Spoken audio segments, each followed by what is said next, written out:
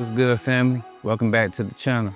If you're looking to level up the image of your podcast, today's video will guide you in the right direction. Today, we're going to talk about leveling up your podcast without breaking the bank.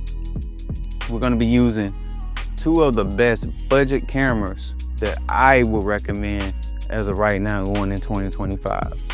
We're going to be talking about using the ZV-E10 Mark II.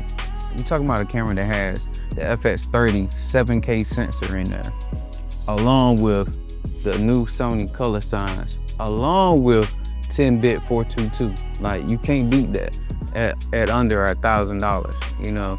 And the good thing about APS-C cameras, your lenses is not that high. I'll say budget because everything that I'm mentioning today is gonna be at a budget cost, but not necessarily the cheapest, but it's gonna give you the highest quality for the lower budget, if you ask me. And you might ask, why the Sony ZV-E10? To me, you get an amazing 4K image that packs a punch.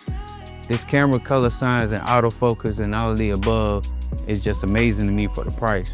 Granted, you can go with the ZV-E Mark I, but to me, the color signs and the image quality, for a little bit more, you can get a better camera. And yes, you may be able to buy two ZV-E1s for almost the price of one ZV-E10 Mark II. You know what I'm saying? But like I said, if you're on a budget and that's all you can afford right now, I would just recommend getting one. If you got an iPhone 16, 15, you know what I'm saying, you're in the game, because you can definitely use that as a second camera, because Sony actually makes the sensors that goes in your iPhone. So shooting the Apple ProRes log 10-bit and color grading it, it'll literally cut good. I promise you it will. The BTS that was also filmed on the iPhone 15 Pro Max and ProRes log. So you'll be able to tell from the clips that iPhone got pretty good sensors now, so you can't go wrong. And the 10-bit color really shines in post. It gives you more information in your highlights and in your shadows. So editing in post is a breeze. But I shot this podcast in standard profile because the client wanted something that could be easy. They can film when I'm not around. But let me give you some background. So the client asked me what would I recommend for a great podcast setup. So I sent them the Sony ZV-E10s Mark IIs, also a budget light, and also the Rode Pod mics. You can't go wrong with those. The Focusrite Vocaster 2 is actually what brings everything together. It actually has a out that can go directly into your camera. So filming a podcast and having a podcast audio, the amazing sounding podcast audio, going straight into your camera that you don't have to sync it in post, it's amazing, like chef's kiss.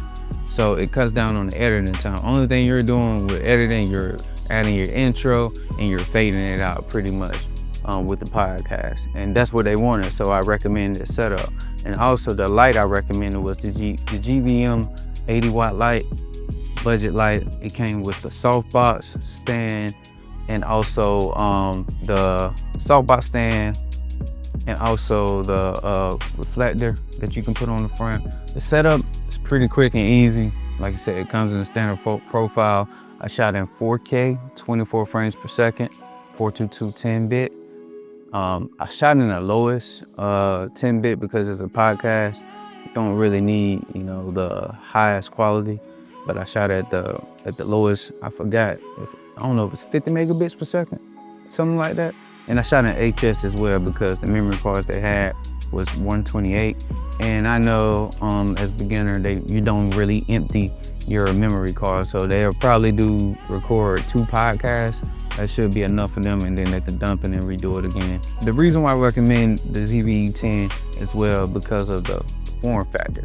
It's light, it's portable. It's really made to be a vlogging camera, but like you said, with the FX30 sensor, which is an amazing sensor, basically be portable and film anywhere. It's easy to set up, it's quick, it's light, you don't have to worry about V-mounts. The battery is good. With a wireless mic, you know, you can't go wrong. To achieve the perfect look, I recommend for almost any APS-C sensor camera, especially Sony, is the Sigma 16mm, which will give you an equivalent of a 24mm, and also the Sigma 56mm will also give you equivalent of an 85. Paired with those two, I had the 16, which is the wide shot, the 16 mil on the wide shot, and also I had the 56 1.4 on a side shot just to break up the podcast a little bit. Preferably 3-camera setup would have been amazing, but if you're just gonna start a 2-camera setup, was good so it can break it up, you know, keep the viewer attention whenever you're focusing on anything. And also with the 4K of the actual camera, it's easy for you to crop in. The Sigma lenses are just sharp. Like you could almost cut the person out of the image, which I love. And also you can step it down to a 1.4 and get the blurriest black background. But I kept it at 2.8 because I had 2 people. I kept it at a 2.8. It was around like a 2.8, just to keep, so I can make sure both hosts were in focus. What I would recommend for your audio equipment, Vocaster is an amazing, a lot of people use the Zoom H5. I have the Zoom H5 to start, you know, as an audio interface, but I would recommend the actual Vocaster 2 because the Vocaster 2 has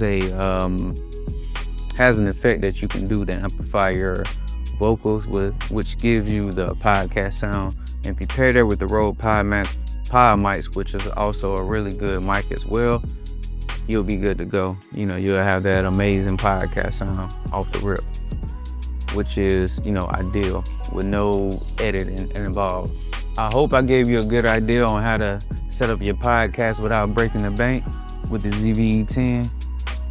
These cameras will definitely level up your game or your podcast along with these mics as well. If this video helped you, make sure you like and subscribe. Comment below. If you're not using these cameras, tell me what you are using for your podcast. Right now I'm filming on the Sony FX3, and I also use the A7 IV as a B cam for it. Like I said on this channel, we invest in ourselves. You dig me?